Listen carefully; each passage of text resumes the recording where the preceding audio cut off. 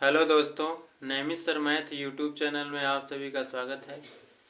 जैसा कि औसत चैप्टर चल रहा था, तो औसत चैप्टर में आज का क्वेश्चन हमारा है।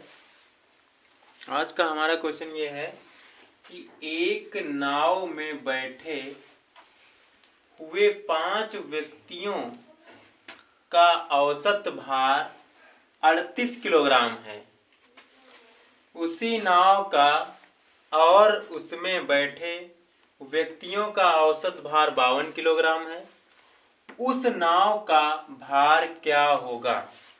क्या क्वेश्चन क्या कह रहा है, पहले उसकी भाषा को समझने का प्रयास करेंगे।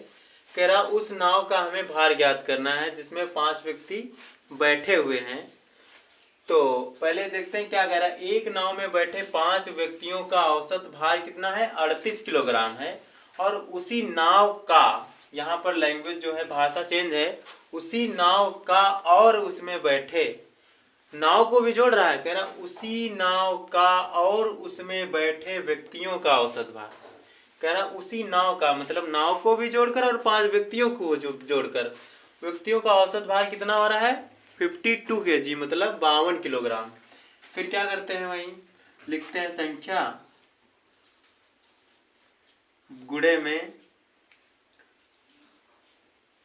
औसत बराबर योग। देखो संख्या क्या है, पहले देखते हैं। संख्या 5 थी और नाव को भी शामिल कर लिया तो कितनी हो गए? 6। तो हमने संख्या लिख दिया 6। औसत कितना हो गया? 52 किलोग्राम है, तो लिख दिया 52 बराबर गुणा करा दिया तो 6 दूनी 12 के 2 हासिल लगा 1, 6 पंचे 30 और 1 31, 312 किलोग्राम आ गया। उसके बाद कह रहा 5 व्यक्तियों का औसत भार कितना है? 38 किलोग्राम।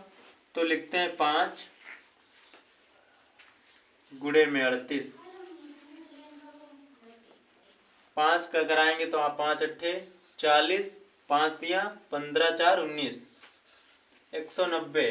इसमें से घटाओगे तो 2 जाएगा, 11 में से 9 गया तो 2 हो जाएगा। यहाँ कितना बचेगा? 2 में से 1 जाएगा तो 122 किलोग्राम।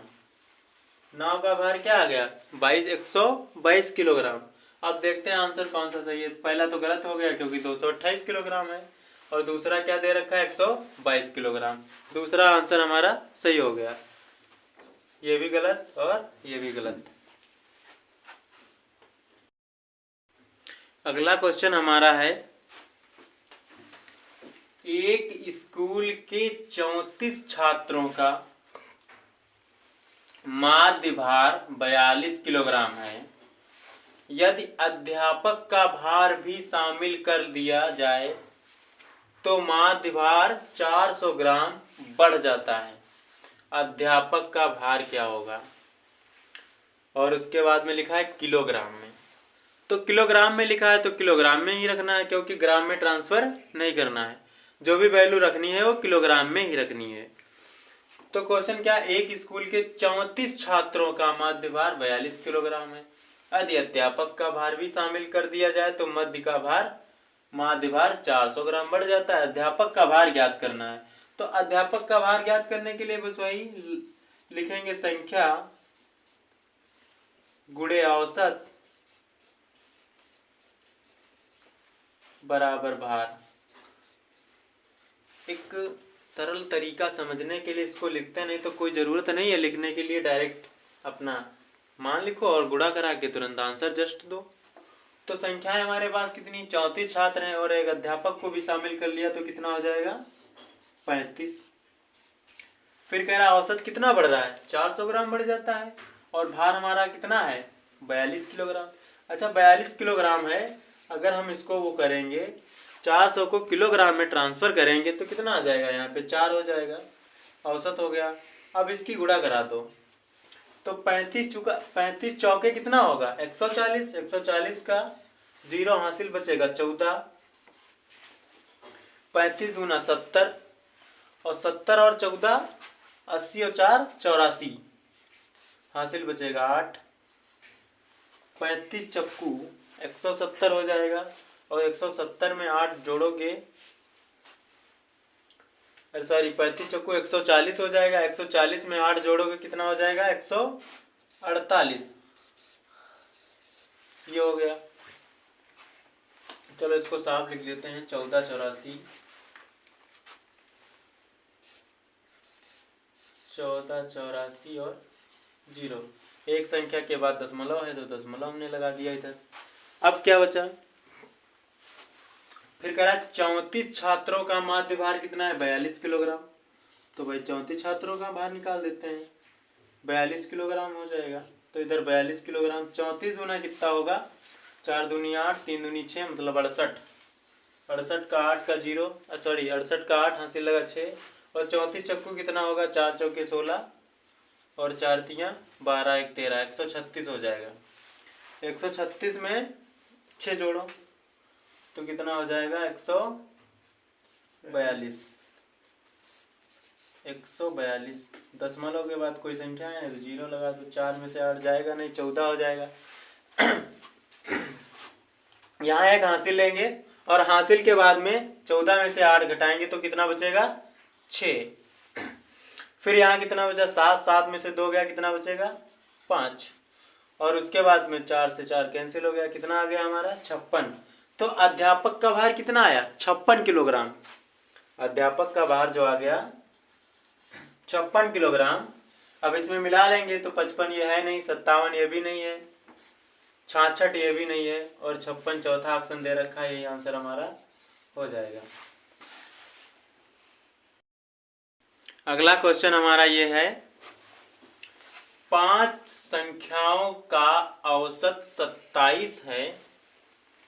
यदि उनमें से एक संख्या निकाल दी जाए तो औसत में 2 की कमी आ जाती है। कह रहा एक संख्या निकाल दी जाए तो औसत में 2 की कमी आ जाती है। निकाली गई संख्या ज्ञात कीजिए। निकाली गई संख्या ज्ञात करना है। कह रहा 5 संख्याओं का औसत कितना है? 27 है। यदि उनमें से एक संख्या निकाल दी जाए तो औसत में 2 की कमी आ जाती है। निकाली गई संख्या ज्ञात कीजिए। जो हमने संख्या निकाली है उस संख्या का मान निकालना है। तो ऑप्शन में दे रखा है a बराबर 25, b बराबर 35,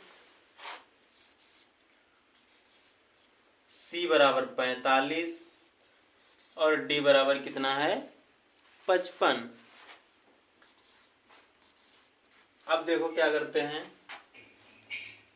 पहले देखते हैं, लिखते हैं संख्या गुणे औसत बराबर योग। संख्या हमारी क्या है? 5 संख्याओं का औसत दे रखा है। तो 5 संख्याओं का औसत कितना है? 27। तो 5 सत्ते 35 का 5 हासिल लगा 3, 5 दूनी 10, 3 13, कितना हो गया? 135। उसके बाद कह रहा है उसमें से एक संख्या निकाल दी जाए। एक संख्या उसमें से निकाल दी जाए तो कितना बचेगी संख्या? संख्या हमारी 4 बच जाएगी। तो औसत में 2 की कमी आ जाती है। तो औसत में 2 की कमी आ जाती है। पहले औसत हमारा 27 था, एक संख्या हमने निकाल दिया तो औसत में 2 की कमी आई तो औसत हमारा कितना बचेगा? 25 हो जाएगा हमारा औसत। औसत हमारा 25 हो जाएगा। तो 25 चौके कितना हो जाएगा? 100। इसमें से घटा दो तो 5, 3, कुछ नहीं बचेगा यहाँ पर। तो हमारी संख्या क्या आ गई? 35। अब देखते हैं ऑप्शन में 35 है कि नहीं है। इसमें भी नहीं है। दूसरा वाला ऑप्शन राइट है, ये भी गलत और ये भी गलत। ऐसी वीडियो पाने के लिए चैनल को सब्सक्राइब करें और वीडियो को लाइक करें, ज़्यादा से ज़्यादा शेयर करें। थैंक यू, धन्यवाद।